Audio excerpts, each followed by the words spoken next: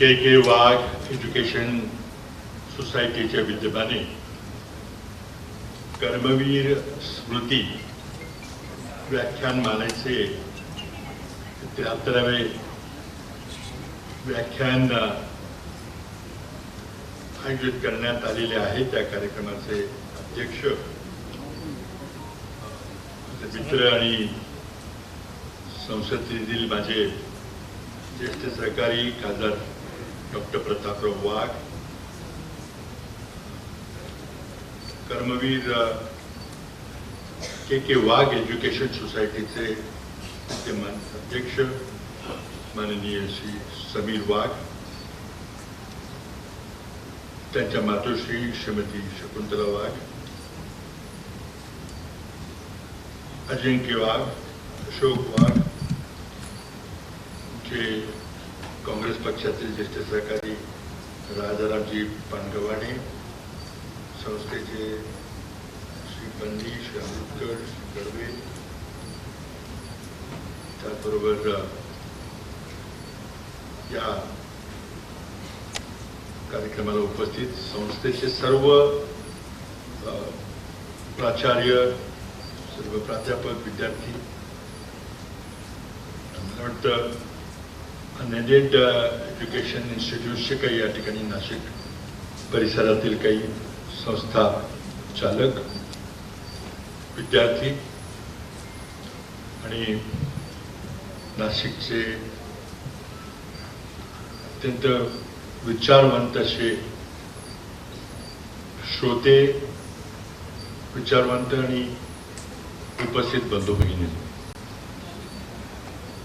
सर्वप्रथम मला वाटतं जवळजवळ 2-1 वर्षानंतर मी या सभागृहामध्ये आणि नाशिकमध्ये आलेलो आहे। मला आठवतं की मागच्या वेळेला एका राजकीय विषयाला घेऊन मी या ठिकाणी याच सभागृहामध्ये आपल्या समोर आलो होतो। कोविडमुळे काही फार येता आलं नाही, पण आज मला या कार्यक्रमाला आवर्जून निमंत्रित केले, त्याबद्दल के वाघ एज्युकेशन सोसायटी, समीरजी, अजिंक्य यांचे मी मनपूर्वक धन्यवाद व्यक्त करतो। मी अनेक वेळेला संस्थेच्या कार्यक्रमाला आलेलो आहे आणि सुरुवातीलाच आज या संस्थेमध्ये येताना भाऊ आपल्यामध्ये नाहीत। वयाच्या 90 वर्षापर्यंत त्यांनी काकासाहेब वाघ यांनी सुरू केलेल्या संस्थेला एक छोट्या रोपट्याचा त्या मोठ्या वटवृक्षामध्ये रूपांतर झालेलं आहे। शेवटच्या क्षणापर्यंत ते कार्यरत होते। मागे जेव्हा भेट झाली होती तेव्हा ते पुन्हा एकदा संस्थेला या म्हणून त्यांनी आवर्जून निमंत्रण दिलं होतं आणि ते आज आपल्यामध्ये नाही। कोविडमुळे मला त्यावेळेला काही येता आलं नव्हतं। आज मी तर पुन्हा एकदा माझ्या वतीनं मनपूर्वक श्रद्धांजली अर्पण करतो। प्रचंड मोठा शैक्षणिक संकुल, शैक्षणिक विश्व हे के वाघ एज्युकेशन सोसायटीनं उभं केलेलं आहे।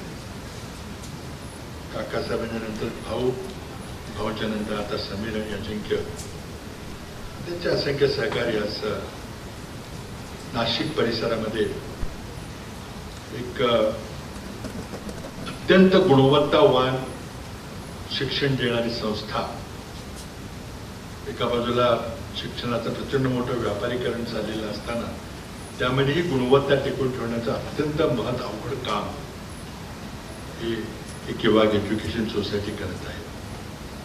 आणि आत्ताच आपण समीर वाघ यांचा अभिनंदन केलं, सत्कार केला की ते पुन्हा भाऊंच्या नंतर, भाऊ 20 वर्ष सर्व अनएडेड एज्युकेशन सोसायटी, एज्युकेशन इन्स्टिट्यूटचे आहेत, मग फार्मसी असेल, इंजिनिअरिंग असेल, पॉलिटेक्निक असेल, या सगळ्या महाराष्ट्रातल्या संस्थांचं जवळजवळ 1000 तिथे कॉलेजेस वगैरे आहेत, त्यांचं अनपोज ते पुन्हा अध्यक्ष झालेले आहेत। त्यांचं मी पुन्हा अभिनंदन करतो। आणि अनएडेड शिक्षण संस्थेच्या समोरचे जे काही प्रश्न आहेत आणि ते एकंदरीतच महाराष्ट्राच्या शैक्षणिक भविष्याशी निगडीत आहेत। कारण दुर्दैवानं आपल्या देशामध्ये सरकारने, म्हणजे केंद्र सरकार असो अगर राज्य सरकार असो, शासनानं जो शिक्षणाबद्दल आणि आरोग्याबद्दल जो वाटा उचलला पाहिजे त्यातून आपण हळूहळू अंग काढून घेतोय आणि ही जबाबदारी खाजगी क्षेत्राकडे सोपवतोय. मला त्याचा विरोध आहे.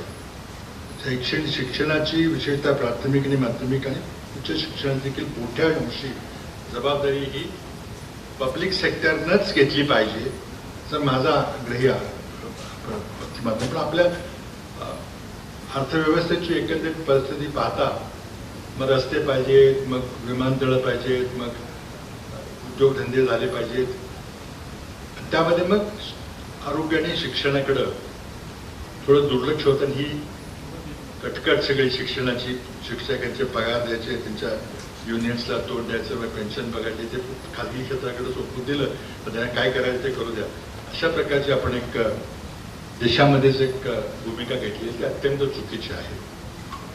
आणि भविष्यामध्ये भारताच्या स्पर्धा क्षमतेच्या बद्दल त्याचा थेट संबंध येणार, ते मी पुढे बोलणार आहे. अशा प्रकारे गुणवत्तावान शिक्षण संस्था टिकवणं सोपं नाही. त्याबद्दल सर्व या संस्थेच्या अगदी संचालन करणाऱ्यापासून, प्राचार्यापासून आणि कर्मचाऱ्यापर्यंत सर्वांचंही अभिनंदन. असंच गुणवत्ता ठेवा, कारण पुढचं उद्याचं युग हे प्रचंड स्पर्धेचं युग आहे आणि त्यामध्ये नवीन नवीन टेक्नॉलॉजी, त्याची आव्हाने वेगळीच आहेत.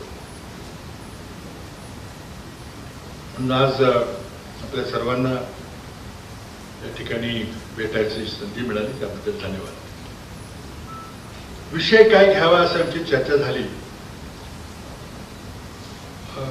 राजकीय विषय बरेच आहेत. पुन्हा एखाद्या कार्यक्रमाकरता राजकीय बोलण्याकरता मी येईन. आज कदाचित पत्रकारांना मी बोलणार आहे संध्याकाळी. पण आज मुद्दा मी विषय घेतला की भारताच्या अर्थव्यवस्थेसमोरची सध्याची आव्हाने, त्या आव्हानाला सामोरं देण्याकरता शिक्षणाची भूमिका. त्या शिक्षण व्यवस्थेपुढेही आव्हानं आहेत. शिक्षण व्यवस्थेमध्ये आपण जर आमूलाग्र बदल केले नाहीत किंवा त्याकडे वेगळ्या दृष्टीने पाहिलं नाही तर मग भारताची जी एकूण आव्हानं आहेत, अर्थव्यवस्थेची आहेत, इतर आव्हानं आहेत, ह्या देशातली लिबरल डेमोक्रेसी ही शिल्लक राहील का नाही. हा देश आता गेल्या 70 वर्षामध्ये जी लोकशाही आपल्या देशात कार्यरत होती, अनेक दोष होते, चुका झाल्या, काही ठिकाणी बरंच काही घडलं. पण एक जगात कुणीही भारतात एक उदारमतवादी लोकशाही नाही असं म्हणत नव्हतं. दोष आहेत खूप, पण India is the largest liberal democracy in the world असं प्रत्येकाचं मत होतं. ते आता राहिलेलं नाही. आणि त्यातून मग अनेक आव्हानं आपल्या समाजासमोर आहेत, आपल्या सर्वांच्या समोर आहेत. थोडंसं आपण जर सध्याच्या, फार काही विषय इतका मोठा आहे की सगळ्यालाच मला स्पर्श करता येणार नाही. एक व्यापक एक स्पर्श करून एक आव्हानाची आपल्याला कल्पना द्यायचा प्रयत्न करणार आहे. आज आपण जर पाहिलं तर भारत ही जगातली 5वी सर्वात मोठी अर्थव्यवस्था आहे. 5th largest economy by GDP, nominal GDP. आणि जर परचेसिंग पॅरिटी मध्ये जर आपण पाहिलं, तुलना केली, परचेसिंग पॉवर पॅरिटी म्हणजे क्रयशक्तीच्या आधारावर जर आपण मूल्यांकन केलं आपल्या अर्थव्यवस्थेचं, तर आपला जगात 3रा क्रमांक लागतो. चीन, अमेरिका, नंतर आपला अर्थव्यवस्था मोठी आहे. पण हेच आकडे जर आपण वेगळ्या पद्धतीने मांडले, दरडोई GDP आपली किती आहे, पर कॅपिटा GDP जर आकडे काढले तर आपण आज बांगलादेशात देखील खाली आहोत. आपला जगातला क्रमांक सरासरी अंदाजे 142वा आहे. म्हणजे जवळजवळ 140 पेक्षा जास्त देश पर कॅपिटा म्हणजे व्यक्तिगत GDP जे लोकांच्या वाट्याला येते नोशनल आकडा आहे, नोशनल आकडा आहे, पण 142वा क्रमांक आहे. त्यामुळे देशात जगात आपण कुठं आहोत याची आपल्याला कल्पना येते. आणि PPP म्हणजे परचेसिंग क्षमतेच्या आधारावर बघितलं तर 128, तरी काही फार आशादायक क्रमांक नाही. म्हणजे आपल्याला खरंच 3ऱ्या आणि 5व्या क्रमांकाकडे जायचं असलं तर लोकांच्या राहणीमानामध्ये त्याचा काही परिणाम झाला पाहिजे, फरक पडला पाहिजे. त्याकरता आपल्याला खूप मोठं अंतर गाठायचं. देशात अजूनही फार मोठ्या प्रमाणात दारिद्र्य आहे, बऱ्याच ठिकाणी अजून उपासमार आहे, हिडन अनएम्प्लॉयमेंट आहे. म्हणजे जरी काही काम असेल तरी त्यांना काही शाश्वत रोजगार नाही. आणि हे करण्याकरता गतीनं आपल्या अर्थव्यवस्थेचा विकास झाला पाहिजे, वृद्धी झाली पाहिजे, वार्षिक विकास जर आपला वाढला पाहिजे तरच कुठेतरी आपण या आव्हानांना सामोरं जाऊ शकतो. की शिक्षण व्यवस्थेची परिस्थिती असेल, आरोग्याची परिस्थिती असेल, कृषी क्षेत्राची परिस्थिती असेल. आज मात्र आपण पाहतोय की आपल्या अर्थव्यवस्थेच्या विकासाचा दर जो आहे तो घसरत चाललेला आहे. अर्थव्यवस्थेचा विकास जर घसरला की मग त्यावर सगळेच अनिष्ट परिणाम होतात. भारत नुसतीच एक 3ऱ्या आणि 5व्या क्रमांकाची अर्थव्यवस्था असं म्हणते एकंदरीत बेरीज केली तर. खरेदी करणाऱ्यांची, ग्राहकांची संख्या जगात 6व्या क्रमांकाची आहे. आणि जगातल्या 2 नंबरची लोकसंख्या वर्कफोर्स मध्ये ज्याला म्हणतात, काम करणाऱ्या लोकांची, त्या वयोगटातल्या लोकांची जी संख्या एकूण आहे त्याचा क्रमांक आपल्या जगात दुसरा आहे. आपल्या अर्थव्यवस्थेचा एकूण आकार हा $2.7 ट्रिलियन आहे. त्याच्या मग 2.7 ट्रिलियनला आपण रुपयांनी गुणाकार केला तर रुपयामध्ये किंमत येईल. पण ही GDPचे आकडे नेहमी अमेरिकन डॉलर्समध्ये मांडले जातात कारण मग सर्व देशांची समान तुलना व्हावी म्हणून. पण आपल्या देशामध्ये आपल्या प्रधानमंत्र्यांनी आम्हाला $5 ट्रिलियन इकॉनॉमी करायची असं काही वर्षापूर्वी एक आव्हान दिलं होतं किंवा आश्वासन दिलं होतं. आणि ते $5 ट्रिलियन इकॉनॉमी ही मार्च 23 पर्यंत आम्ही त्याला न्यू, आज त्याची आकडा आहे 2.7 वर आहे. आता 23चा टाइम लिमिट होती, डेडलाईन होती, ती सगळ्यांनी सोडून दिलेली आहे. आता फक्त एवढंच म्हटलं जातं की 5 ट्रिलियन करणार. असं आहे की अर्थव्यवस्थेची वृद्धी होत राहते रिअल टर्म्स मध्ये,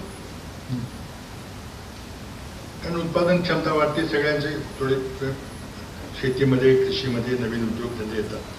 तर त्यामुळे कधी ना कधी आपली अर्थव्यवस्था 5 ट्रिलियन होणारच आहे, कोणी थांबू शकत नाही. पण ती 23 मार्चला तर नक्कीच होणार नाही.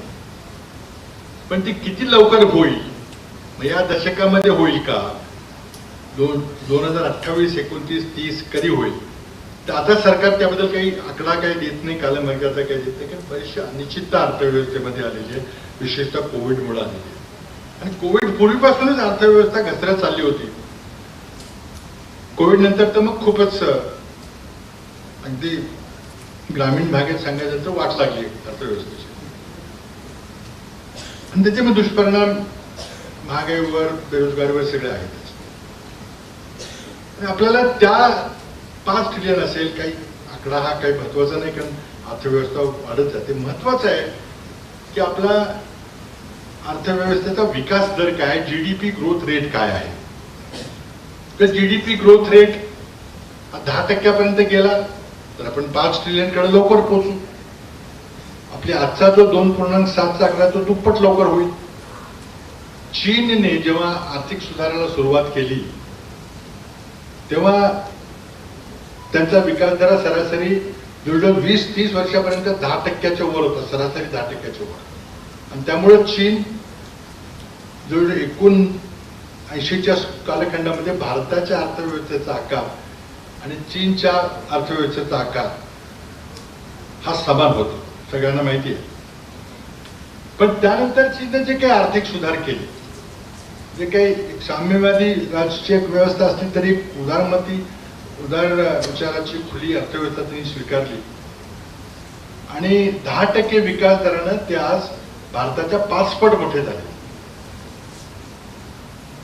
आपल्याला चीन आता गाठण्याची भाषा सोडून दिली पाहिजे, ते इतक्या पुढे गेलेले आहेत आर्थिक विषयामध्ये. अर्थकारणामध्ये वर गेल्यामुळे सगळ्या क्षेत्रामध्ये त्यांचा प्रचंड मोठा विकास झालेला आहे. मग तो शिक्षणाच्या बाबतीत असो, आरोग्याच्या बाबतीत असो, सैनिक ताकदीच्या बाजूला असो. आपण पाहिलं की काही दिवसापूर्वी लडाखमध्ये डोकलामध्ये काय घडलं. म्हणून पहिली चिंता अर्थव्यवस्थेशीच आहे की आपला अर्थव्यवस्थेचा विकास दर हा फारच मंदावलेला आहे, खालावलेला आहे. त्यामध्ये काही चुकीची धोरणं त्याला कारणीभूत आहेत, काही आंतरराष्ट्रीय परिस्थितीत कारणीभूत आहेत. जरी घोषणाबाजी जरी बरी झाली तरी वास्तव मात्र आपल्याला विसरून चालणार नाही, त्याकडे स्पष्ट रूपाने पाहिलं पाहिजे. तसं बघायला गेलं तर लोकसंख्या मोठी आहे. जवळजवळ आज आपली लोकसंख्या 140 कोटी आहे. ही आपली 2021ला नियमितपणे जनगणना झाली नाही कोविडमुळे, तर 10 वर्षांनी आपण करतो. त्यामुळे 2011ची जी लोकसंख्या होती त्यानंतर जो लोकसंख्या वृद्धी दर आहे त्याचं गणित काढलं जातं आणि काही आंतरराष्ट्रीय संस्था आहेत त्या या क्षणाला भारताची लोकसंख्या किती आहे ते आकडे ते घड्याळासारखे ते दाखवत राहतात. त्याकडे आपण पाहिलं तर भारताची लोकसंख्या 140 कोटीच्या थोडीशी वर गेलेली आहे. आणि काही दिवसातच आपण चीनला मागे टाकून पहिल्या नंबरची लोकसंख्या त्यामुळं एका बाजूला आपल्याला वाटतंय की आपण मोठा देश आहोत, आपली मोठी लोकशाही आहे, शेतीच्या बाबतीत आपलं उत्पादन जगात दुसऱ्या नंबरचं आहे, लागवडीखाली असणारी जमीन जी आहे ती जगात आपली पहिल्या नंबरची आहे. चीन आपल्या तिप्पट जरी आकार असला तरी लागवडीखाली जमीन त्यांची कमी आहे, कारण वाळवंट आहे, बर्फमय प्रदेश आहे. आपल्याकडे 2 नंबरची जमीन देखील अमेरिकेच्या तुलनेमध्ये थोडीफार कमी जास्त आहे. मोजमाप फार कठीण असते. सर्व्हिस सेक्टरच्या बाबतीमध्ये आपण जगात आपला 11वा क्रमांक आहे आणि उद्योगाच्या बाबतीमध्ये आपला 12वा क्रमांक. आपण प्रयत्न केला पाहिजे की या सगळ्या क्रमांकामध्ये आपण पहिल्या, दुसऱ्या, तिसऱ्या क्रमांकाकडे आलं पाहिजे. हे करायला आपल्याला बरीच आव्हाने आहेत. शेती क्षेत्रामध्ये आपण 50% पेक्षा जास्त माणसं आज काम करतात. जरी शेती क्षेत्राचा एकूण अर्थव्यवस्थेचं योगदान हे 16-17% आहे. 26-27% उद्योगाचे, 53-54-55% सेवा क्षेत्राचं योगदान. पण शेतीमध्ये 50% वर लोक काम करतात. म्हणजे उपजीविका शेतीमधून होते, त्यामुळे कृषी क्षेत्र अत्यंत महत्वाचं आहे.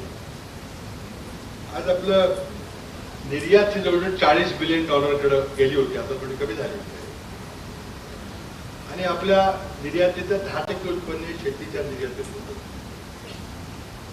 मगाशी सांगितल्याप्रमाणे सर्वात जास्त लागवडीखाली जमीन असलेल्या देशापैकी आपण एक आहोत. पहिला क्रमांक आपला लागतो, नंतर अमेरिका, नंतर रशिया, नंतर चायना, नंतर ब्राझील. अशा प्रकारे लागवडीखाली जमीन आहे. पण आपलं उत्पादन आहे का नाही, उत्पादन फारच कमी. काही क्षेत्रामध्ये आपलं चांगलं आहे. दुधाच्या बाबतीमध्ये आपला पहिला नंबर आहे जगामध्ये. डाळींच्या बाबतीमध्ये आपला नंबर पहिला आहे. तागाच्या बाबतीत पहिला आहे. गहू, तांदूळ, ऊस, शेंगदाणे, भाज्या, फळं, कापूस यामध्ये आपला दुसरा नंबर आहे जगात. पण तरीही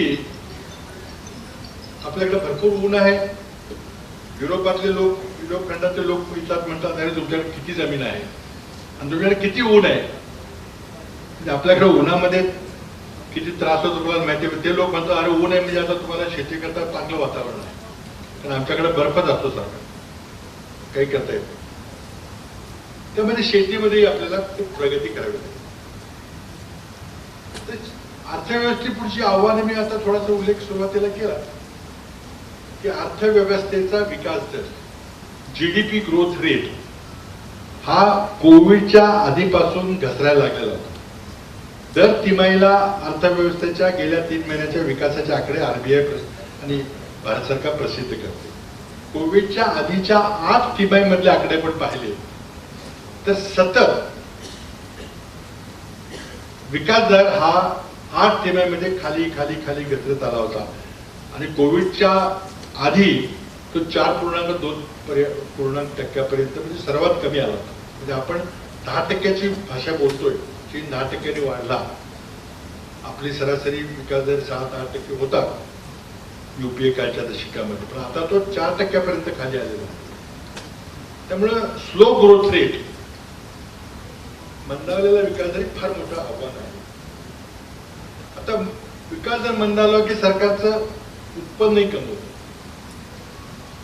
उत्पन्न कमी झालं की सरकारनं मग सरकारी कर्मचाऱ्यांचे पगार देणं, पेन्शन देणं, काढलेल्या कर्जावरचं व्याज भरणं यालाही पैसे पुरत नाही. अशी परिस्थिती झाली की मग सरकारपुढे 3 मार्ग असतात. सरकार चालवायला, दैनंदिन खर्च भागवायला कर्ज काढा.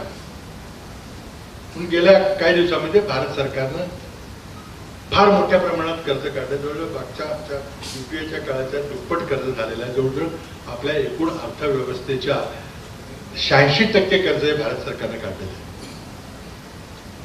हा आकडा जरी मोठा वाटला तरी तो सस्टेनेबल आहे. पण ते कर्ज परत फेडायची ताकद आपल्यामध्ये आहे. तर याच्यापेक्षा जास्त जातो 100%, 125-150%, तेव्हा मग थोडी काळजी वाटायला लागते.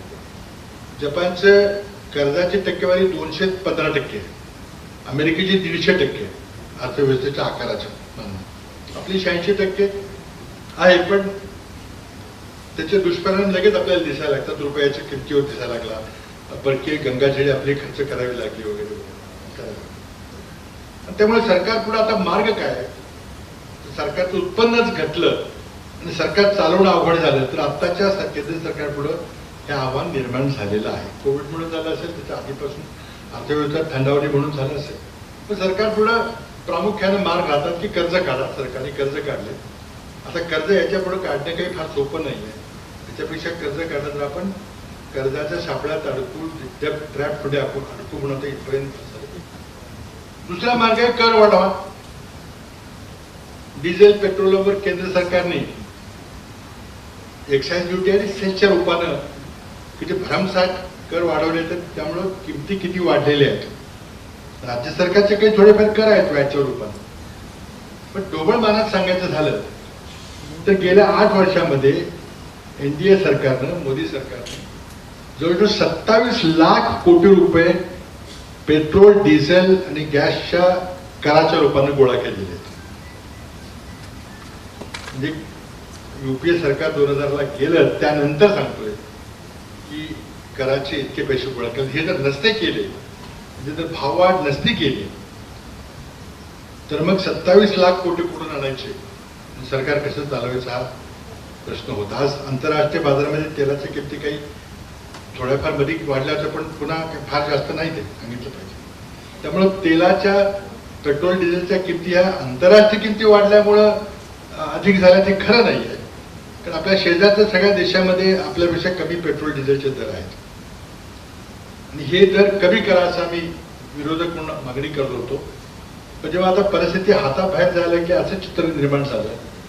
रिझर्व्ह बँकेला एकदम व्याजाचे दर 0.4% एकदम अचानक वाढवावे लागले आणि आता श्रीलंकेसारखी परिस्थिती होती का काय, पाकिस्तानसारखी परिस्थिती होती काय.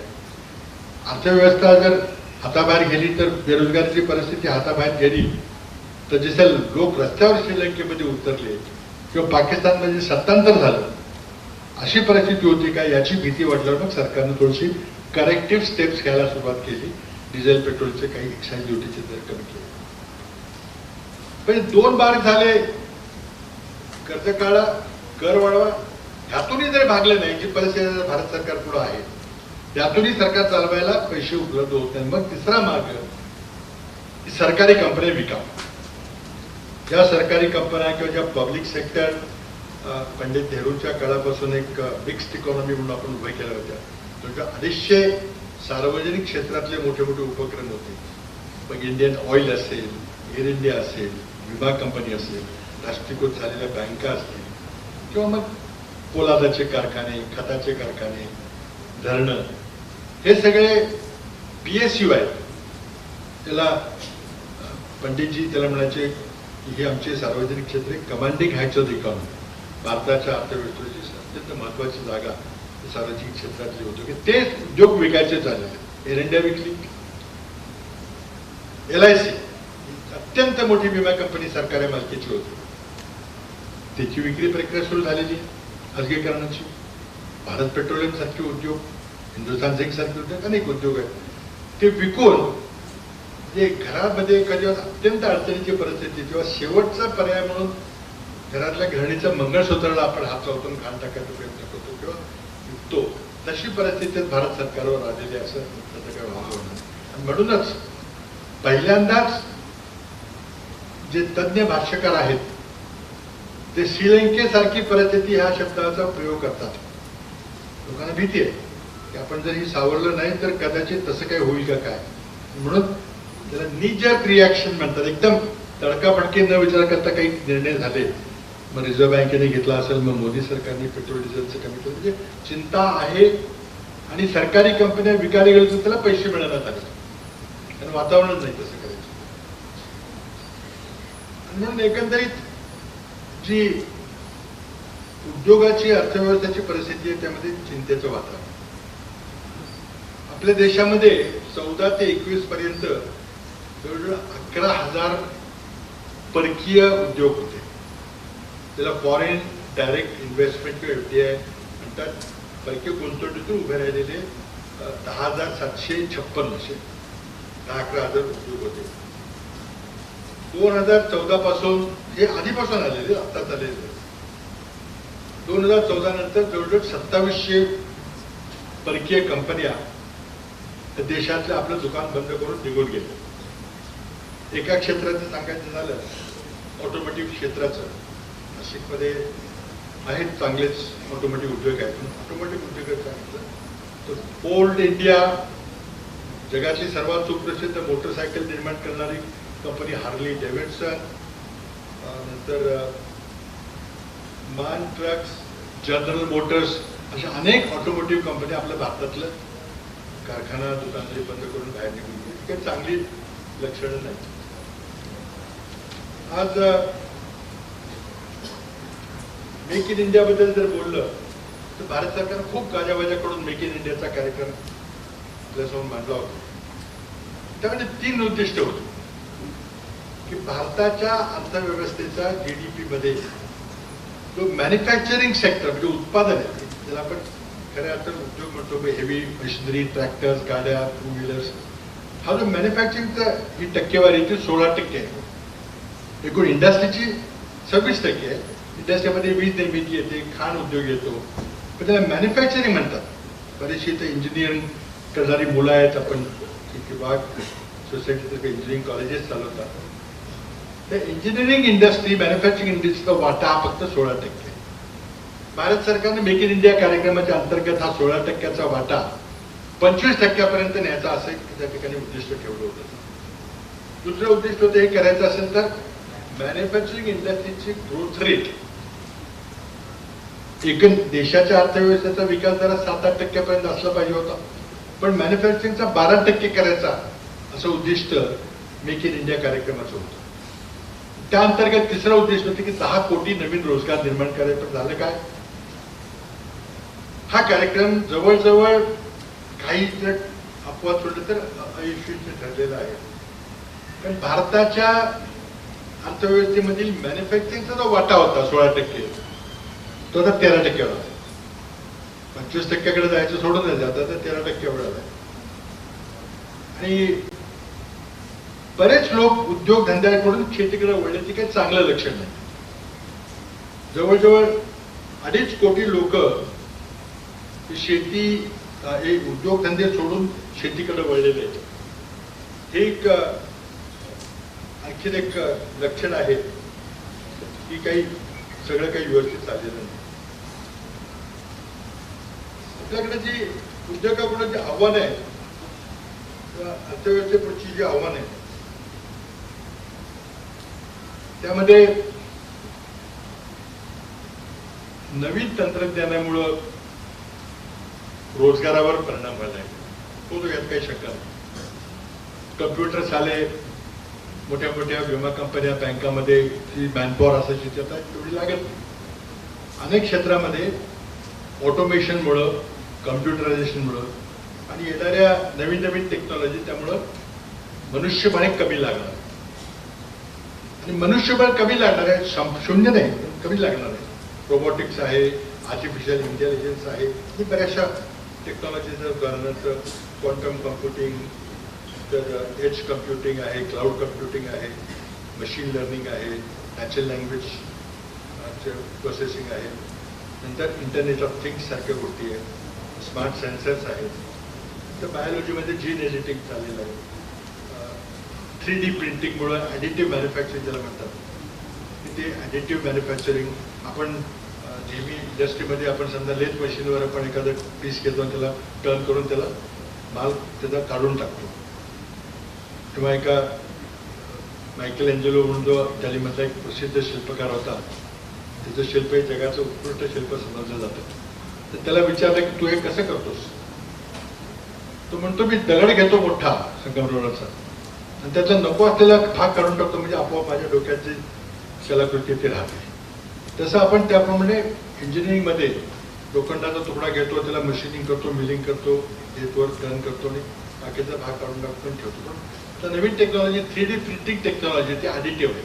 शून्यातनं आपण त्यामध्ये विशिष्ट प्रकारे मशीनमध्ये आपण धातू असतील किंवा प्लास्टिक ॲड करत जातो, त्यातून पण ते तो पार्ट असतो मशिनिंगचा तो उभा करतो. तर ते 3D प्रिंटिंग ह्या प्रचलित मॅन्युफॅक्चरिंग टेक्नॉलॉजीला बाहेर काढते त्याचं नाही बहुतेक, पण प्रोटोटाईपिंग करता अत्यंत उपयुक्त असेल. हे सगळ्या ॲडव्हान्स टेक्नॉलॉजीमुळे लोकांच्यावर रोजगारांचा निश्चित परिणाम होतो, काही शंका नाही. तो होत असताना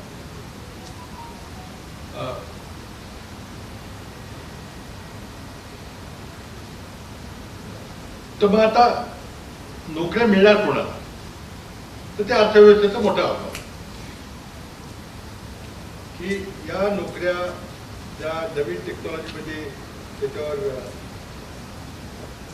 गदा येणार, त्या नोकऱ्या कमी होणार आहेत. तर मग त्या मिळतील त्या फक्त गुणवत्तादार प्रॉपरली ट्रेन्ड मॅनपॉवर असेल त्याला मिळतील. मध्ये पुस्तकी ज्ञान किंवा परीक्षेला किती 90% पडले, 95% त्याच्यावर राहणार नाही. तर त्या व्यक्तीचा एक सर्वांगीण विकास झालेला आहे का, ऑलराऊंड डेव्हलपमेंट झालेली आहे का, तो मल्टीडिसिप्लिनरी आहे का, कम्युनिकेशन स्किल्स आहेत का, याच्यावर फक्त बायोडेटामध्ये किती मार्क पडले याच्यावरच तुमची किंमत आता केली जाणार नाही. आणि त्यामुळं हे जे आव्हान आहे अर्थव्यवस्थेपुढचं आव्हान आहे, प्रचंड मोठी स्पर्धा आहे. आपला क्रमांक मी सांगितलं, आपला दरडोई उत्पन्नामध्ये आपण कुठं आहोत. बांगलादेशने देखील आपल्याला मागे टाकलेलं आहे. दारिद्र्य निर्मूलन करायचं झालं, शिक्षण, आरोग्य व्यवस्था वाढवायची, हे सगळं गतीनं वाढवावं लागेल. त्यामध्ये मनुष्यबळ हे महत्वाचा पार्ट आहे. त्यामध्ये मग तुम्हाला स्वतःचा एखादा उद्योग करायचा असेल, एखादा स्टार्टअप करायचा असेल किंवा एखादी चांगली नोकरी घ्यायची असेल, तर मग तुमची गुणवत्ता काय पाहिजे हे भारताच्या अर्थव्यवस्थेपुढचं आणि पर्यायाने शिक्षण व्यवस्थेपुढचं फार मोठं आव्हान आहे. ते आव्हान आपण जर पेललं, ते आव्हान आपण जर यशस्वीपणे त्यामध्ये जर सामोरं गेलो आणि ज्या उणिवा आहेत त्या उणिवा आपण जर काढायचा प्रयत्न केला तरच आपण या ठिकाणी टिकू शकू. आणि त्या छोटे छोटे देश देखील आपल्याला मागे टाकतील. अगदी ज्वलंत उदाहरण मी पुन्हा सांगतो, बांगलादेश आहे. एक अगदी बास्केट केस, गरीब आहे, भारतानं बांगलादेशला जन्म दिला, तिथले आपले लक्षावधी लोक आपल्याकडे निर्वासित म्हणून आले आणि आपल्याकडे बघण्याचा दृष्टिकोन असा असायचा किंवा कामं करणाऱ्या बाया बांगलादेशात येतात, एखाद तिथे खायला मिळत नाही वगैरे अशी परिस्थिती, पण ती परिस्थिती राहिलेली नाही. त्यांच्या सरकारने योग्य निर्णय घेतले, मायक्रो क्रेडिट सारख्या कल्पना नवीन राबवल्या, मोठ्या प्रमाणात उद्योगधंदे दिले आणि बांगलादेश पर कॅपिटा इन्कमच्या बाबतीमध्ये भारताला मागे टाकून पुढे गेलेला आहे. म्हणजे आपला 142 नंबर आहेच पर कॅपिटामध्ये. तर आपल्याला पुढे जायचं असेल तर काय केलं पाहिजे? मला नम्रपणे या ठिकाणी नमूद करायचं आहे की आपण शिक्षण पद्धतीमध्ये आमूलाग्र जर बदल केला तरच आपण ही स्पर्धा कुठेतरी पुढे वाटचाल करू शकू. 100च्या आत आपला क्रमांक येईल, मग पुढं काही वर्षांनी 50 कडे जाऊ. पण पहिल्या 4-5 मध्ये तरी आमच्या जीवनमानमध्ये येईल असं आत्ताच्या गतीने काही वाटत नाही. पण आपल्याला करत राहायला पाहिजे. म्हणून हे चॅलेंज बहुआयामी आहे. कृषी क्षेत्रातलं चॅलेंज आहे, जिथं प्रिसिशन ॲग्रिकल्चर टेक्नॉलॉजीचा वापर केला पाहिजे. आपल्याकडे जी संसाधनं आहेत त्याचा योग्य वापर केला पाहिजे. पाणी कमी आहे, पावसाची अनियमितता आहे, त्याला कसं तोंड द्यायचं, नवीन टेक्नॉलॉजी कशा वापरायचं, हा एका बाजूला आहे. पण माझा आजचा जो फोकस आहे तो शिक्षण पद्धतीमध्ये आणि शिक्षणामध्ये आमूलाग्र बदल करून आपण ह्या स्पर्धेमध्ये कुठेतरी टिकू शकू. आणि त्याचबरोबर नुसतंच टिकू शकणार नाही तर भारताला आपण कुठेतरी वरच्या क्रमांकात आणू आणि आपल्यासोबतची गरिबीची, दारिद्र्याची, निरक्षरतेची, आरोग्याची आव्हान आहे त्याला कुठेतरी तोंड द्यायला आपण प्रयत्न यशस्वीपणे करू. मी एखादं उदाहरण आपल्याला देईन की या नवीन टेक्नॉलॉजीमुळे किती प्रचंड आमूलाग्र बदल होतो. मी उदाहरण एक थोडंसं विस्तृत देईन. डिफेन्सबद्दल संरक्षण खात्याचं उदाहरण देईन. मी स्वतः मला संरक्षण खात्यामध्ये त्या ह्याच्यामध्ये काम करण्याचा अनुभव आहे. आणि मी जवळजवळ 6 वर्ष अणुशक्ती आयोग आणि अंतरिक्ष आयोग, अटॉमिक एनर्जी स्पेस कमिशन म्हणून जे सर्वोच्च डिसिशन मेकिंग बॉडी आपल्या देशात काम करते पंतप्रधानांच्या नेतृत्वाखाली, त्या अणुऊर्जा आयोगाचा आणि अंतरिक्ष आयोगाचा 6 वर्ष मी सदस्य होतो. पहिलाच पॉलिटिकल व्यक्ती जो अणुऊर्जा आणि अंतरिक्ष खात्याचा स्पेस कमिशन आणि अटॉमिक एनर्जी कमिशनमध्ये मला काम करण्याची संधी पंतप्रधान डॉक्टर मनमोहन सिंग यांनी दिली. तो हा तुला टेक्निकल बॅकग्राऊंड आहे म्हणून मी स्पेसचा बराच जवळून अभ्यास केलेला आहे. संसदेमध्ये सगळे प्रश्नांची उत्तरं मी देत असे. बहुतेक सर्व महत्त्वाच्या प्रयोगशाळा त्यांच्या तिथे गेलेलो आहे. अटॉमिक एनर्जी असेल, स्पेस असेल. काही दिवसापूर्वी माझ्या वाचनात आलं, निश्चित तारीख सांगायची झाली तर सप्टेंबरला, गेल्या महिन्यामध्ये इंग्लंडमधलं एक दैनिक आहे फायनान्शियल टाइम्स म्हणून. त्याच्या फायनान्शियल टाइम्स एक स्टोरी आली की गेल्या वर्षीच्या जुलै-ऑगस्टमध्ये ही स्टोरी आली, सप्टेंबरमध्ये. कोणाला बाकी काय माहिती नव्हतं. तर फायनान्शियल टाइम्सला असं लिहिलं की गेल्या जुलै-ऑगस्टमध्ये, तारीख त्यांनी सांगितली नाही, नंतर कळली, चीननं एक हायपरसॉनिक मिसाईल, म्हणजे अत्यंत वेगवान गतीनं उडणारं क्षेपणास्त्र त्यांनी लॉन्च केले. चीनने काही याची जाहिरात केली नाही. अजिबात कोणाला इंग्लिश न्यूजपेपरनं माहिती फोडल्यानंतर लोकांना कळलं. आपल्या देशात काय माहिती आहे, जर कट झालं की लगेच किती जवळ मोठी जाहिरात येते. ते काय करायच्या आधी जाहिरातींबाबत ती चीननी काही बोलले नाहीत. काही ह्या स्टोरी आल्याबरोबर अमेरिकेमध्ये चिंता झाली की हे जे त्यांनी स्पेसिफिकेशन्स पाहिले, ती मिसाईल टेस्टची केलेली आहे, क्षेपणास्त्र ते अतिशय जलद गतीने जाणार असतो, ते काय भानगड आहे. आणि आता त्यांच्या गुप्तहेर खात्याने सगळी माहिती गोळा केली. आणि त्यानंतर मग काही दिवसानंतर अमेरिकेच्या joint chairman of the joint staff committee म्हणतात त्याला, म्हणजे आपल्याकडे जर CDS आहे, चीफ ऑफ डिफेन्स स्टाफ म्हणून जनरल मलिक होते, तसे अमेरिकेतले जे chief of chairman of the joint staff committee हा त्यांचा सर्वोच्च जो सेनापती असतो, जनरल मिली म्हणून होतो. त्यांनी एक असं सहज वाक्य बोललं, त्याचा अर्थ संदर्भ लोकांना कळला नाही बऱ्याचशा, पण त्यांना माहिती आहे, त्यांना कळलं. त्यांनी त्या ठिकाणी वळलं की त्यांना जी माहिती कळली की चीनने एक क्षेपणास्त्र प्रयोग केलेला आहे. ते जनरल मिली, अमेरिकेचे सैनिक प्रमुख, म्हटले दिस इज अ स्पुटनिक मोमेंट. छोटंसं वाक्य आहे, अर्थ ज्याला कळायचं त्यालाच कळणार. जेव्हा रशिया आणि अमेरिकाची अंतरिक्षामधली स्पर्धा चालली होती तेव्हा अचानक एक दिवस खबर आली की रशियाने स्पुटनिक नावाचा एक उपग्रह अवकाशात सोडलेला आहे. स्पुटनिक नावाचं. अमेरिकन सगळ्या सायंटिफिक एस्टॅब्लिशमेंट, पॉलिटिकल एस्टॅब्लिशमेंट एवढा धक्का बसला की हे कम्युनिस्ट राष्ट्र जे आमच्या पुढे कधी जाऊ शकणार अशी आमची कल्पना, त्या तंत्रज्ञानाच्या बाबतीमध्ये आपल्या पुढे गेलेला आहे. आणि जो अमेरिकेला जे काही करता आलं नाही ते रशियाने करून दाखवलं. आणि मग अमेरिकेमध्ये इतकं भीतीचं वातावरण निर्माण झालं की आता रशिया आपल्याला तंत्रज्ञानाच्या रेसमध्ये मागे टाकून पुढे जायला, मग आपलं काय होणार. आणि त्यामध्ये इतका आमूलाग्र प्रयोग झाला. तरी मोठ्या मोठ्या कमिट्या नेमल्या, काय केलं पाहिजे, आपली गुणवत्ता कशी वाढवायची. अगदी MIT म्हणून जे जगप्रसिद्ध इंजिनिअरिंग विश्वविद्यालय, तिने आपलं सिलेबस बदललं सगळं की असं करून चालणार नाही. आपल्याला त्या स्पर्धेमध्ये जर यशस्वी व्हायचं असेल तर सगळेच मूलभूत तशी परिस्थिती आली आहे असं जनरल मिली म्हटले. त्या एका क्षेपणास्त्राच्या परीक्षणामुळे ज्याची जाहिरात पण केली, अजूनही कबूल केले नाही त्यांनी, असं ते काय म्हटले. अमेरिकेमध्ये गेला तर स्पुटनिक म्हटलं की त्यांच्या अंगावर काटे येतात, अरे बापरे. पण त्यानंतर अमेरिकेने जो निर्धार केला की आपण या रेसमध्ये मागे पडणार नाही, अमेरिकन राष्ट्रपती केनेडी होते, त्यांनी आवाहन केलं की पुढच्या दशकामध्ये अमेरिका चंद्रावर माणूस पाठवून त्यांनी करून दाखवलं. नंतर पुन्हा अमेरिकेने लीड घेतला. पुढं सोव्हिएट युनियन जे होतं त्याचं विभाजन झालं, तुकडे झाले वगैरे वगैरे. आणि मग आता निर्विवादपणे अमेरिका तंत्रज्ञानाच्या बाबतीमध्ये रशियाचा तर पुढे गेलं, रशिया खूप मागे पडला. आता काही परिस्थिती आपण पाहतोय. पण चीन आता पुढे आलेलं आहे. आणि आता युद्ध किंवा आता स्पर्धा आहे ती चीनची आणि अमेरिकेची.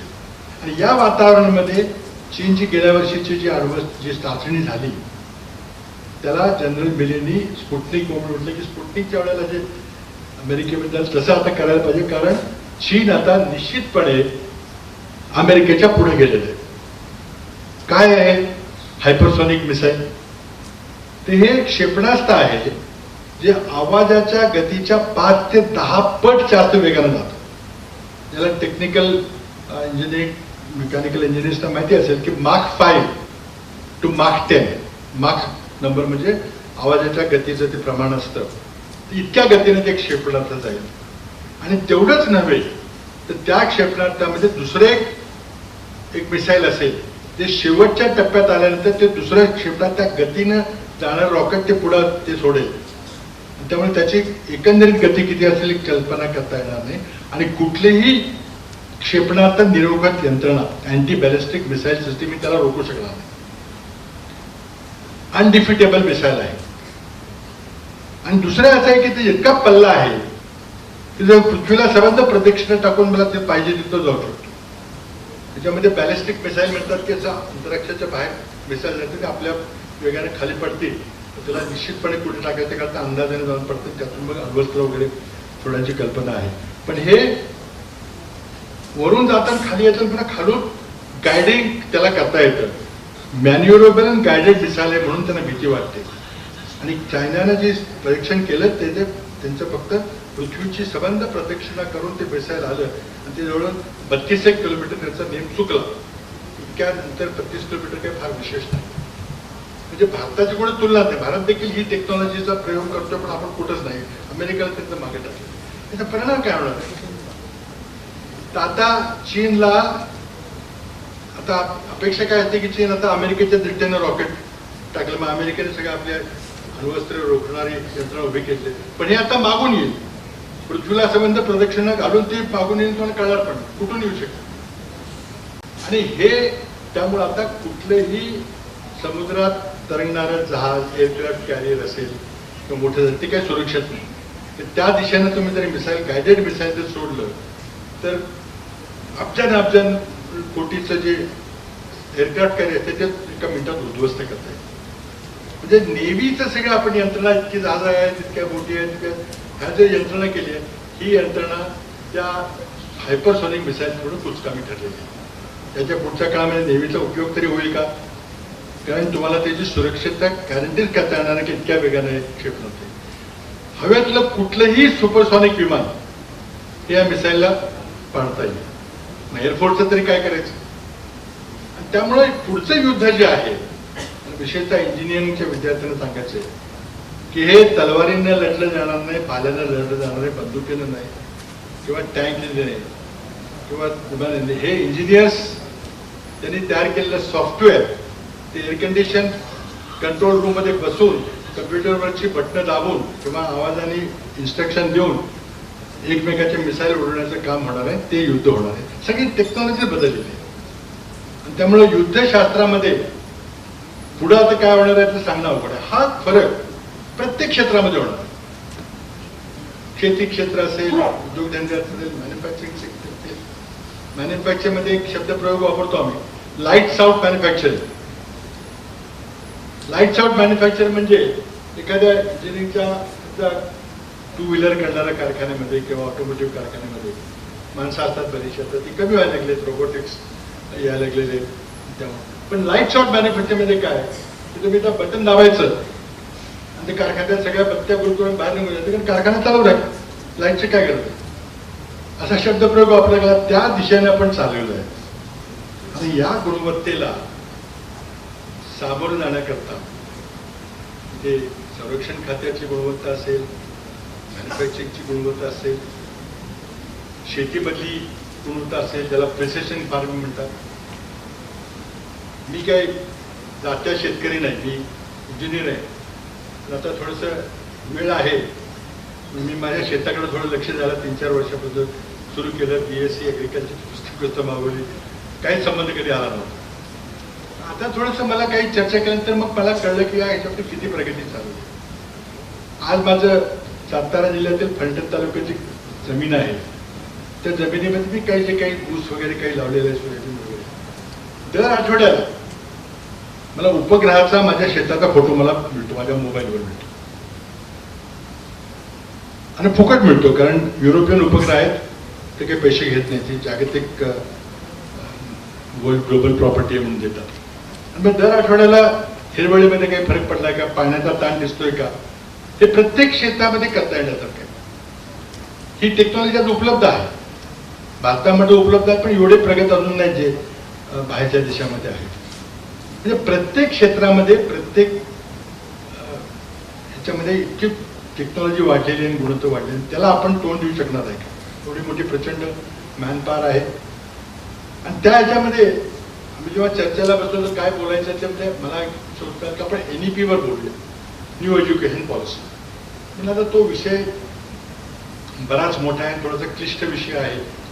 तो स्पेसिफिक विषय घेण्यापेक्षा आपण जनरली शिक्षणाच्या गुणवत्तेबद्दल आणि भारतासमोरील त्यामुळं निर्माण होणारे आव्हान असं घेऊया. पण या न्यू एज्युकेशन पॉलिसीमध्ये काही चांगल्या गोष्टी आहेत, काही मला चिंता वाटणाऱ्या गोष्टी आहेत. त्यातले काही मी हायलाईट करणार आहे. एक सरकारचं एक आता असं चाललंय की आपण भारतीय भाषामध्ये शिक्षण घेतलं पाहिजे. भारतीय भाषामध्ये, मातृभाषामध्ये, गृह भाषेमध्ये आपल्याला प्रावीण्य मिळवलंच पाहिजे. कारण हे अनेक संशोधन झालेलं आहे की मातृभाषेमध्ये शिक्षण दिलं तर फार जलदरीतीने ते आत्मसात करता येतं. तर मातृभाषा महत्वाची. पण बाकी भाषा सोडून फक्त मातृभाषेवर जर आपण आग्रह केला, जो काही क्षेत्राकडून असं केलं जातं की नाही बाकी हद्दपार करा इंग्रजीला. आज आपल्याला आवडो अगर न आवडो इंग्रजी ज्ञानभाषा आहे. इंग्रजीमध्ये जेवढं नवीन नॉलेज निर्माण होते, तेवढं प्रचंड संशोधन होते, ती इतर कुठल्याही भाषेत होत नाही. पिरियड. चीनमध्ये वगैरे आता स्पर्धा व्हायला लागलेली आहे. पण तुम्ही इंग्रजीमध्ये जर नाळ तोडली तुमची की नाही आम्ही फक्त मातृभाषेत, मी तर ऐकलं की आता इंजिनिअरिंग कोर्सेस मातृभाषेत शिकवायचे चाललेले. म्हणजे इतकं अतिउत्साहीपणा हा योग्य नाही आहे. जसं आपण जर केलं तर काही जणांना वाटेल की बघा आम्ही आमच्या भाषेचं महत्त्व किती वाढवलं. त्या पोरांना कुठेही मल्टीनॅशनलमध्ये नोकऱ्या मिळणार नाही.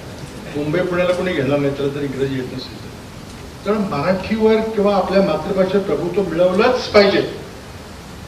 पण त्याचा अर्थ तुम्ही राष्ट्रभाषा त्यातून आपण संबंध देशभर संपर्क करू शकतो किंवा ज्ञानभाषा ही सोडून चालला. पण न्यू एज्युकेशन पॉलिसीमध्ये भाषेवर भर देण्यात आलेला आहे, बरोबर आहे. पण जर कोणी तिथं ती केलं की आता आम्ही मेडिकल कोर्सेस मराठीमध्ये शिकवणार, हिंदीमध्ये शिकवणार, इंजिनिअरिंग कोर्सेस सगळे हिंदीमध्ये शिकवणार, तर तो मग एका पिढीचा अन्याय केला जातो. भाषेचं इतकं महत्व आहे. मी आपल्याला उदाहरण सांगतो. मी जेव्हा कराडच्या म्युन्सिपल शाळेमध्ये 1ली ते 7वीपर्यंत शिकत होतो आणि त्यावेळेला जुन्या मंडळीला आमच्या बरोबरच्या पिढीच्या लोकांना माहिती की त्यावेळेला 7वीला व्हर्नाक्युलर फायनल असं एक नाव असायचं, बोर्डाची परीक्षा असायची जिल्हा पातळीची. तर ती परीक्षा मी दिली, चांगले मला मार्क वगैरे पडले. आता हायस्कूल होते, 7वीनंतर हायस्कूल आहे, तर कुठं जायचं? कराडला जायचं, कुठल्या तिथं 2च हायस्कूल होते. मग ज्या हायस्कूलमध्ये स्वर्गीय यशवंतराव चव्हाणांनी शिक्षण तिथं जाऊन टिळक हायस्कूल नाव होतं 8वीला. मला अजून आठवत आहे, पहिल्या दिवसाचा वर्ग हेडमास्टरनी घेतला होता आणि खडू फळ्यावर त्यांनी ABCDची अध्यक्षर काढली, कॅपिटल ABCD आणि खाली लहान स्मॉल लिटरची ABCD काढली. 8वीला जर मी ABCD शिकायला लागलो, सुरुवात केली, तर मी कुठली परीक्षा आणि स्पर्धा परीक्षा देणार आहे? आता हे का झालं? तर महाराष्ट्राच्या एका पंतप्रधानांनी बाळासाहेब खेर त्यांनी अशाच अतिउत्साहाने केले की ना इंग्रजी हद्दपार केले पाहिजे. पण इंग्रजी पूर्वी 1लीपासून शिकवत होते, 5वीपासून शिकवत होते, म्हणजे आता 8वीला सुरू करायचं, या आधी इंग्रजीची काही गरज नाही. त्या पिढीचा मी एक बाधित झालेला विद्यार्थी आहे. त्या एका निर्णयामुळे महाराष्ट्रातल्या किमान 2 पिढ्या घालायचा. NDAची परीक्षा, सैन्यात जायची परीक्षा 12वी नंतर होती, आता ती इंग्रजीमध्ये असेल त्यावेळेला, आता हिंदी झाली. आता 8वीमध्ये जर अध्यक्षाला शिकला माणूस तर तो 10वीला किंवा 11वीला राज्य पातळीच्या स्पर्धा परीक्षेत कसं जाणार? इंडियामध्ये कोण गेलं नाही की सैन्याचे सेनापती व्हायची संधी कोणाला मिळाली नाही. महाराष्ट्रामध्ये ग्रामीण भागात एकही मुख्य सचिव झाला नाही, चुकून एखादा झाला, सगळे बॅचचे. पोलीस प्रमुख देखील क्वचित एखादा झाला तर झाला. कारण शिक्षणाच्या बाबतीमध्ये ही झालेली चूक एवढी महागात पडली महाराष्ट्राला. इतर राज्यांनी केलं नाही, तामिळनाडूने केलं नाही, उत्तरेतल्या राज्यांनी केलं नाही. त्यामुळे IAS मध्ये आज बघितलं तर अलाहाबाद युनिव्हर्सिटीची, दिल्ली युनिव्हर्सिटीची सगळ्या महाराष्ट्रापेक्षा जास्त माणसं एका विश्वविद्यालयात असतात. त्यांना तो हेडस्टार्ट मिळालेला आहे. पण म्हणून नवीन एज्युकेशन पॉलिसीमध्ये काही चांगले घटक आहेत, विचारपूर्वक केले गेलेले आहे. तर त्यामध्ये जर हे अशा काही अतिउत्साही लोकांनी जर काही करायचा प्रयत्न केला तर आपण स्पर्धेमध्ये भाग घेतो. त्या एज्युकेशन पॉलिसीमधून आपल्या शिक्षण व्यवस्थेत जर आमूलाग्र परिवर्तन झालं तरच आपण स्पर्धेत टिकू शकू, अन्यथा स्पर्धेत आपण टिकणार नाही. इथे एक उदाहरण देतो. आमच्या वेळेला मी जेव्हा इंजिनिअरिंग कॉलेजमध्ये गेलो तेव्हा 4च IIT होते, दिल्ली, मुंबई, मद्रास आणि खडगपूर. नंतर दिल्लीचे सुरू झालं होते. मी स्पर्धा परीक्षा दिली, मला कुठेतरी मुंबईला काही चांगली ब्रँच मिळाली नाही, कुठेतरी खडगपूरला आर्किटेक्चर, मुंबईला काही केमिकल म्हटले काही चांगलं नाही म्हणून मी पिलाने गेलो. पिलानी काही फार मोठं होतं, नाव मी ऐकलं होतं. मी पहिल्यांदा नकाशा काढला, म्हटलं कुठं आहे पिलानी? मला ते राजस्थानमध्ये सापडलं होतं की बारकं गाव आहे. बिर्लाचं जन्मस्थान म्हणून त्यांनी मोठं विश्वविद्यालय त्या ठिकाणी बांधलेले, चांगले. आजकाल त्याचा क्रमांक खूप वर आहे. तर त्यावेळेला आमच्या वेळेला 5 वर्षाचा इंजिनिअरिंगचा कोर्स होता, 4 नाही. आत्ताचे जे इथे विद्यार्थी बसलेले आहेत आणि 5 वर्षाचा कोर्स असताना सकाळी 8 ते 5 पर्यंत वर्ग, 1 तासाची जेवायची सुट्टी. त्या मानानं मला वाटतं तुला 50%ही आज काही तुम्ही कॉलेजमध्ये परिश्रम करत नाही असं मला वाटतं आणि त्यामुळे गुणवत्तेवर परिणाम होतो. पण विद्यार्थ्यांनी आणि शिक्षण संस्था चालकांनी आज प्रचंड मोठा गुणवत्तेवर घातलेला. अडचणी खूप आहेत, मला माहिती आहे. त्याचं अर्थकारण किती अवघड झालेलं आहे, काय काय गैरप्रकार चालतात, कुठं काय करायचं. म्हणून मी सुरुवातीला म्हटलं की पब्लिक सेक्टरने विड्रॉ करणं योग्य नाही, पण आपण केलेलं आहे. त्यातून मार्ग कसा करायचा तो पाहिजे. पण 4-5 गोष्टी आपल्याला सांगायच्या, ती जास्त पुढं थांबवणार नाही. मला चिंता आहे की जर आपण आपली मॅनपॉवर, आपलं मनुष्यबळ अत्यंत योग्य प्रमाणे आपण जर शिक्षित केलं नाही, त्यामध्ये प्रॅक्टिकल ट्रेनिंगचा भाग अंतर्भूत केला पाहिजे. आज NEP मध्ये, नवीन शिक्षण धोरणामध्ये व्होकेशनल ट्रेनिंगवर जोर दिलेला आहे. प्रत्येक ज्युनियर कॉलेजमध्ये व्होकेशनल भाग असला पाहिजे. कारण लोकांना हाताने काम करायला पण आवडत नाही, कमीपणाचं मानलं जातं. डिग्निटी ऑफ लेबरचा आपण काही अंतर्भाव करू शकलेलो नाही, तो एक महत्त्वाचा भाग त्यामध्ये आहे. अनेक चांगल्या गोष्टी त्यामध्ये आहेत. परंतु ते करत असताना कुठेतरी अतिउच्चाच्या भारामध्ये आपण वेगळ्या दिशेने जाता कामा नये. एक सांगायचे की या युगामध्ये ही कळीचा जो शब्द आहे तो मल्टी डिसिप्लिनरी ट्रेनिंगचा आहे. फक्त चाकोरीबद्दल शिक्षणाच्या मध्ये आपण जर गेलो की मी इंजिनिअरिंगचा विद्यार्थी म्हणजे इंजिनिअरिंग शिकणार, इंजिनिअरिंगमध्ये मी सिव्हिल इंजिनिअरिंग करतो ते तेवढंच बघणार, असं करून चालणार नाही. तुम्हाला इंजिनिअरिंग असाल तर सर्व फील्डची माहिती पाहिजे. आणि सर्वात जास्त मला जे फार वाईट वाटलं माझ्या शिक्षणामध्ये की ह्युमॅनिटीजचा किंवा सामान्य ज्ञानाचा अजिबात भागच नव्हता. हार्ड सायन्स इंजिनिअरिंग पण तेवढंच इंजिनिअरिंग, फार चुकीचं आहे. आज देशाचं नेतृत्व करणारी पिढी ही सामान्य ज्ञानाचं शिक्षण घेऊनच तयार होतो. डॉक्टर किंवा इंजिनिअरिंगचं शिक्षण होत नाही, आपल्या अपवाद असतात. पण त्यामुळे सामान्य ज्ञानाची आज आपल्या शिक्षण पद्धतीमध्ये तुम्हाला कोणी शिकवणार नाही. विद्यार्थी थोडे बसले तिथं म्हणून मी त्यांना उद्देशून बोलतो. हे तुम्हालाच करावं लागेल. तुम्हाला स्वतः लक्षात घ्यायला लागेल की आपल्याला हार्ड सायन्स बरोबर किंवा कोणी ॲग्रिकल्चर शिकत असेल त्याबरोबर सामान्य ज्ञानाचाही अभ्यास करावा लागेल. जर शिक्षण पद्धतीत तुमच्याकडे ते आलं तर ठीक आहे, नाही तर मग तुमचं तुम्हाला करावं लागेल. याची आवड निर्माण करण्याची तुम्ही नोकरी लागला तरी शिक्षण चालू केलं पाहिजे. तर पहिला माझा कळीचा शब्द जो आहे तो मल्टी डिसिप्लिनरी एज्युकेशन. त्यामध्ये हाताने काम करण्याची वोकेशनल एज्युकेशनच्या बद्दल मी बोललो. तुम्ही कुठली तरी हॉबी, खेळ असेल एखादी कला असेल तर त्या शिक्षणाच्या पलीकडे जाऊन एक शिक्षण क्रमाच्या बाहेरचा काहीतरी पारंगत झाला पाहिजे. त्याला हॉबी म्हणा, खेळ म्हणा, कला म्हणा. कोणी कॅलिग्राफी करेल, कोणी चित्रकला करेल, कोणी गाण्याचं प्रॅक्टिस करेल, कोणी बुद्धिबळासारख्या खेळामध्ये प्रावीण्य मिळेल किंवा आणखी नाविन्यपूर्ण भाग घेऊ शकेल. दुसरा त्यातला महत्वाचा विषय माझ्या दृष्टीत जो आहे तो कम्युनिकेशन स्किल्स. कम्युनिकेशन म्हणजे चांगलं बोलता आलं पाहिजे, चांगलं लिहिता आलं पाहिजे, हस्ताक्षर स्वच्छ पाहिजे, कम्प्युटर वापरता आलं पाहिजे, मेलिंग वगैरे सगळं नीट करता आलं पाहिजे, ऐकता आलं पाहिजे, चांगलं कोण काय म्हणते ते ग्राह्य करता आलं पाहिजे. या गोष्टीच्यावर आपल्याकडे भर दिला जातो. मला आठवतंय पाश्चिमात्य देशामध्ये कॉम्पोजिशन म्हणजे एसे रायटिंग किंवा छोटासा एक पॅराग्राफ लिहिल्यावर इतकं महत्त्व दिलं जातं. त्यातून ग्रामर चांगलं केलं जातं, भाषेवर प्रभुत्व मिळलं जातं. आपल्याकडे ते नाही. म्हणून काल मी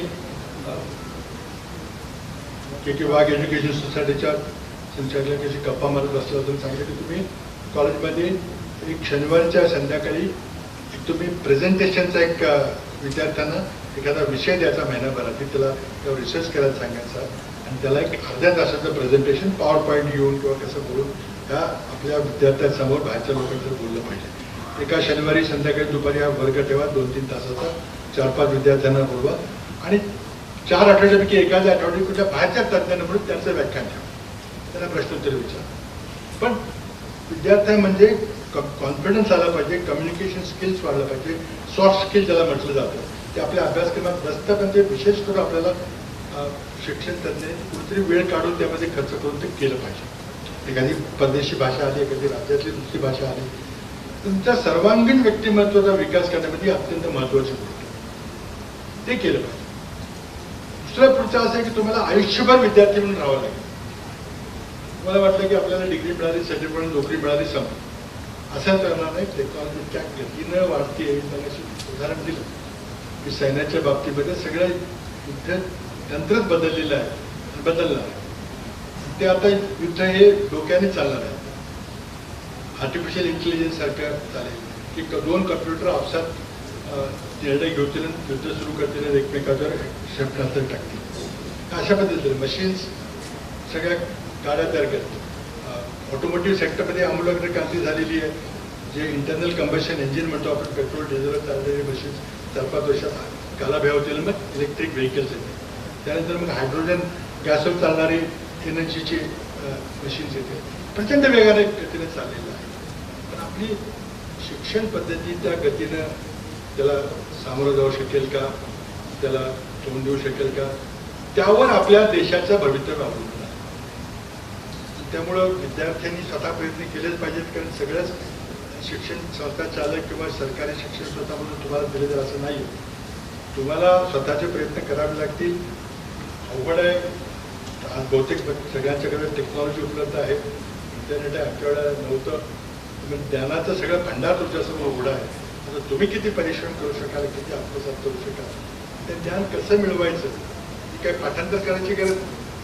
कुठं आपल्याला गरज वाटेल तेव्हा कुठं आपल्याला ते ज्ञान घ्यायची माहिती पाहिजे, ते शिकवलं पाहिजे. या सगळ्या शिक्षण पद्धतीमध्ये विशेषतः ग्रुप एज्युकेशन पॉलिसीमध्ये ज्या काही चांगल्या गोष्टी आहेत त्या सरकार मला झाले आणि त्या ठिकाणी आपल्याला अपेक्षा करावी लागते. एकच शेवटचा मुद्दा सांगतो की आज देशातले उद्योग बाहेर निघायला लागले. का झाले?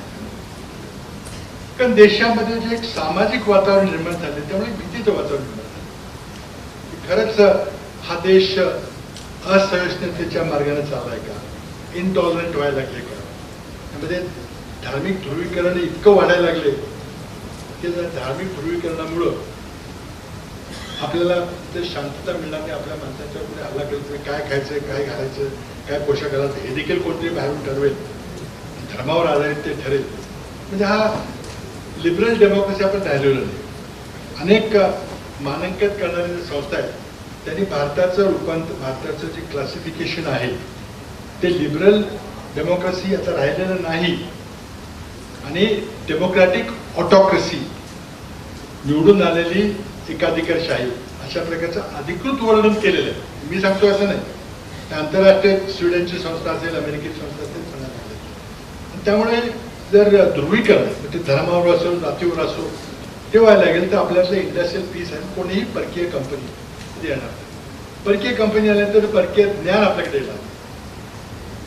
आपली मोठी चूक झाली आमच्या जुन्या काळामध्ये की आपण सगळ्या परकीय कंपन्यांना बंदी घातली. त्यामुळं काही क्षेत्र असे आहेत. मला आठवते मी इंजिनिअरिंगमध्ये काम करत असताना तुमच्या सेमिकंडक्टरमध्ये, इलेक्ट्रॉनिक्स फील्डमध्ये जे सेमिकंडक्टर चिप्स असतात ते अत्यंत महत्त्वाचे असतात. आम्ही अमेरिकेत असताना त्याचा मायक्रो कम्प्युटर वगैरे सुरुवात झाली होती, मी पाहिलं होतं. पण भारत सरकारने निर्णय घेतला की आम्ही 100% परकीय गुंतवणुकीची एकही कंपनी भारतात येऊ देणार नाही. आणि त्यावेळेला 60-70च्या दशकामध्ये मोठ्या मोठ्या अमेरिकन सेमिकंडक्टर कंपन्या, फेअरचाइल्ड असेल, मोटोरोला असेल, टेक्सास इन्स्ट्रुमेंट असेल, नॅशनल सेमिकंडक्टर असेल, अशा कंपन्या भारतात येऊ इच्छित होत्या. पण त्यामध्ये अक्षरशः त्यांना हाकलून दिलं. ते म्हणजे आम्ही 100% गुंतवणूक नाही सोडणार, आम्हाला आमची कंपनीची गुंतवणूक असेल जी आपली आज पॉलिसी आहे. पण त्यावेळेला नव्हती. त्यामुळे एकही सेमिकंडक्टर कंपनी आली नाही. कारण भारतात एकही सेमिकंडक्टर वस्तू तयार होत नाही. सेमिकंडक्टर इतकं महत्त्वाचं आहे. आपला मोबाईल फोन असेल, मायक्रोफोन असेल, आपल्या घड्याळ हातातला डिजिटल असेल तर सगळे कम्प्युटर हे सगळे त्या सेमिकंडक्टर तयार होतात. भारतात मात्र ₹1 सेमिकंडक्टरचं मॅन्युफॅक्चर होत नाही. आता भारत सरकारला चिंता लागलेली आहे की क्षेपणास्त्र जे उदाहरण दिले त्यात सगळे कम्प्युटर असतात, IC आणि सेमिकंडक्टर असतात, ते आपल्याकडे नाही. मग आता भारताने सुरू केलं की नाही तुम्ही या, कृपा करून या, आमच्याकडे आता सेमिकंडक्टर उत्पादन करणारी कंपनी सुरू करा. असं कोणी यायला तयार नाही. मोठ्या कंपन्या सगळ्या त्या चीनमध्ये, तैवानमध्ये, मलेशिया, सिंगापूरमध्ये आहेत. अमेरिकेला परवडत नाही म्हणून ते बाहेर गेले. आता मग आपण काय केलं की आता आपण 20-20 हजार कोटी रुपयाचं अनुदान द्यायला तयार झालो की तुम्ही जर आला तर आम्ही तुम्हाला जमीन फुकट देऊ, पाणी फुकट देऊ, वीज फुकट देऊ, पण त्याच्यावर 20,000 कोटी रुपये तुम्हाला सबसिडी देऊ. $3 बिलियन, $2 बिलियन. तरी कोणी यायला तर, कारण we have missed the boat, we missed the bus. आता पुन्हा आपण, आणि हे इतकं आत्मसुरक्षित इतकं महत्वाचं आहे. सगळं संरक्षण खातं IC नसेल तर काही करू शकत नाही. प्रिसिशन ॲग्रिकल्चर बोललो काही करता येणार नाही. ऑटोमॅटिक मॅन्युफॅक्चरिंग काही करता येणार नाही. अशा काही चुका झाल्या, धोरणात्मक चुका झाल्या की केवढी किती महाग पडतेची काही उदाहरणं आपल्याला मी सांगेन. तशी चुका न करता नवीन शिक्षण धोरणामध्ये या चांगल्या गोष्टी त्या घेतल्या पाहिजे. वाईट आहे त्याला वाईटच म्हटलं पाहिजे आणि बाहेर काढलं पाहिजे. आणि उद्याच्या जगामध्ये त्या स्पर्धेला आपण तोंड देऊ शकू का नाही, आपल्या कोट्यवधी लोकांना अन्नधान्य पुरवू शकू का नाही, त्यामध्ये कृषी क्षेत्राची गुणवत्ता आणि उत्पादकता वाढवू शकू का नाही, आपल्या सगळ्या लोकांना हाताला काम देऊ शकू का?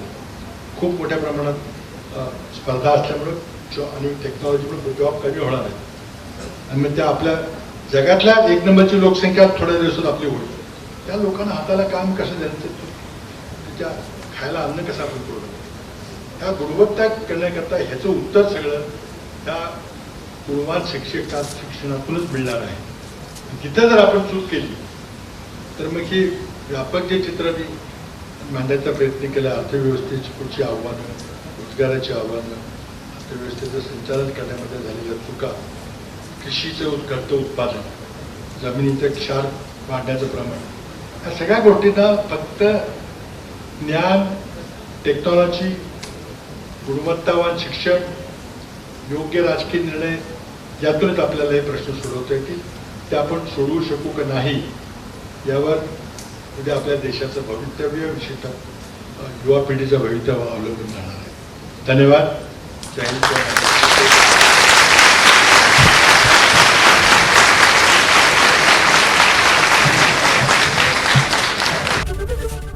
एबीपी माझा, उघडा डोळे बघा नीट.